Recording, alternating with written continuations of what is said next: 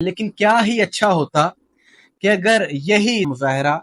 دونوں طرف سے کیا جاتا، دوسرے مسالک کی طرف سے کیا جاتا ہے۔ ہمارے سیاستدان شاید اسی وجہ سے ڈرتے رہے اور انہوں نے تصویر اس قسم کی اس لیے نہیں بنوائی کہ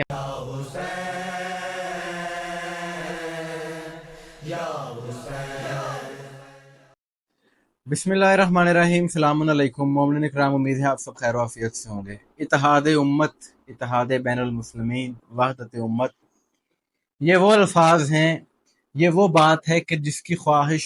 تمام مسلمانوں کے جو مسالک ہیں ان کے معتدل علماء اس خواہش کا اظہار کرتے ہیں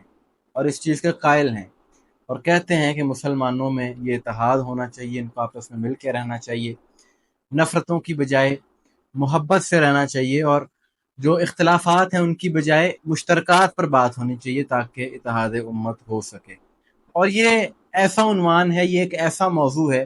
کہ اس پر جتنا چاہیں آپ بات کر سکتے ہیں، 1 گھنٹے کی تقریر بھی کی جا سکتی ہے، بڑی بڑی کانفرنسز بھی ہوتی ہیں، سیمینارز ہوتے ہیں، علماء اکرام بات کرتے ہیں، لیکن یہ ممکن اسی صورت میں ہے،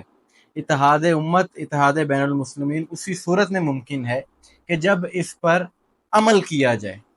صرف بات نہ کی جائے بلکہ اپنے عمل سے بھی اس کا ثبوت دیا جائے اور تمام مسالک کی طرف دیا جائے، پھر ہی اتحاد امت ہو سکتا ہے۔ یعنی اس بات سے اس کا ثبوت دیا جائے کہ ہم اتحاد امت کے قائل ہیں، صرف باتوں کی حد تک نہیں بلکہ اپنے عمل سے بھی اس چیز سے قائل ہیں۔ گزشتہ دنوں ایرانی صدر سید ابراہیم رئیسی پاکستان کے دورے پر آئے ہوئے تھے، اور جب وہ لاہور میں تھے تو لاہور گورنر ہاؤس میں نماز کا وقت ہوا، تو انہوں نے نماز گورنر ہاؤس کی جامع مسجد کے جو پیش نماز ہیں، اہل سنت کے نزدیک امام ہیں، ان کی اقتداء میں سید ابراہیم رئیسی صاحب نے نماز ادا کی۔ ان کی وہ تصویر سوشل میڈیا پر بہت زیادہ وائرل ہے، آپ نے بھی یقیناً دیکھی ہوگی، اور اس کو بہت زیادہ اپریشیٹ کیا جا رہا ہے اور کہا جا رہا ہے وحدت امت زندہ باد۔ تو یہ ایک بہت اچھا عمل ہے تفرقے کو کم کرنے کے لیے، نفرتوں کو کم کرنے کے لیے ایرانی صدر کی جانب سے، اور شیعہ نے علی کا تو یہی پیغام ہے کہ ہم تو نفرتوں کے خلاف ہیں۔ لیکن ایک بات جو یہاں پر قابل غور ہے، جس پر غور کرنے کی ضرورت ہے، کہ ایرانی صدر نے تو اہل سنت کی اقتداء میں نماز ادا کی اور اس کو بڑا اپریشیٹ بھی کیا گیا، ایرانی صدر نے تو اتحاد امت کا عملی مظاہرہ کیا، لیکن کیا ہی اچھا ہوتا کہ اگر یہی اتحاد امت کا مظاہرہ دونوں طرف سے کیا جاتا، دوسرے مسالک کی طرف سے کیا جاتا، اہل سنت کی جانب سے بھی کیا جاتا۔ جب کراچی میں وزیر اعلیٰ ہاؤس میں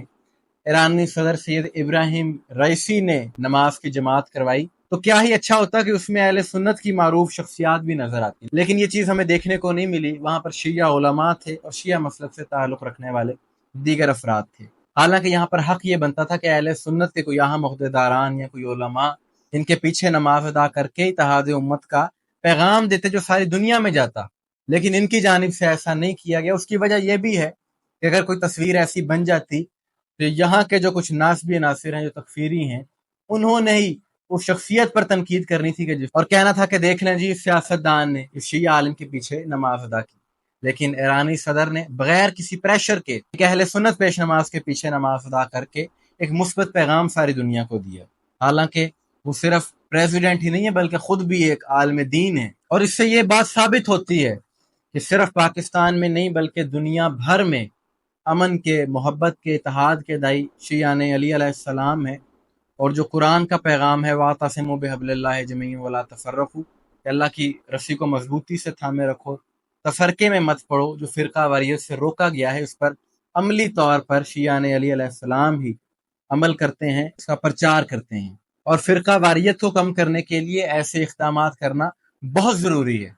کہ ہمارے سیاستدان شاید اسی وجہ سے ڈرتے رہے اور انہوں نے تصویر اس قسم کی اس لیے نہیں بنوائی کہ ہم پر بہت زیادہ پھر بعد میں تنقید کی جائے گی تکفیریوں کی جانب سے، شدت پسند گروہ کی جانب سے۔ اور یہ ان شدت پسندوں کو، ناسبیوں کو جواب بھی ہے کہ جو ہمیشہ یہ پروپیگنڈا کرتے ہیں کہ ایران میں اہل سنت کو مساجد بنانے کی اجازت نہیں ہے اور وہاں پر ان کو نماز ادا نہیں کرنے دی جاتی۔ ایرانی صدر نے یہ عمل کر کے ایک مثبت پیغام دیا ہے ساری دنیا کو، اور میڈیا کے ذریعے بھی اب وہ لوگ ایکسپوز ہو گئے کہ میڈیا نے یہ بات دکھا دی ہے کہ ایران میں بھی اہل سنت کی مساجد ہیں اور وہ اسی طرح سے وہاں پر اپنے طریقے سے نماز ادا کرتے ہیں، کیونکہ نماز اللہ کی ہے۔ طریقہ مختلف ضرور ہو سکتا ہے، بندگی تو سب نے اللہ کی کرنی ہے، چاہے کوئی شیعہ ہو چاہے کوئی سنی ہو، ان چیزوں میں ہمیں نہیں پڑنا چاہیے۔ اور اسلامی ممالک کے سربراہان میں شاید واحد سید ابراہیم رئیسی ہیں کہ جو خود نماز جماعت کروا سکتے ہیں، ورنہ ہمارے یہاں جو سیاستدان ہیں، آپ نے ویڈیو یقیناً دیکھی ہوگی کہ جب نماز ہو رہی ہوتی ہے اور اس کی ویڈیو بن رہی ہوتی ہے تو کس قدر یہ لوگ کنفیوز ہوتے ہیں اور نماز کی ادائیگی میں کتنی غلطیاں کر جاتے ہیں۔ ایرانی صدر کی اس تصویر نے ساری دنیا کو اتحاد امت کا، وحدت امت کا پیغام دیا ہے، اور ان کی گفتگو میں بھی یہی پیغام تھا کہ تمام مسلمانوں کو یکجا ہو کر غزہ کے مظلوم مسلمانوں کے لیے آواز اٹھانا ہے اور ان کے لیے عملی اقدامات کرنے ہیں۔ کاش کہ جو دوسرے اسلامی ممالک ہیں ان کو بھی یہ توفیق، انہیں بھی یہ جذبہ نصیب ہو کہ وہ بھی اسی طرح کے عمل کر سکیں۔ آپ کی اس بارے میں کیا رائے ہے؟ کمنٹس میں ضرور بتائیے گا۔ مجھے دعا میں یاد رکھیے گا۔ السلام علیکم ورحمۃ اللہ۔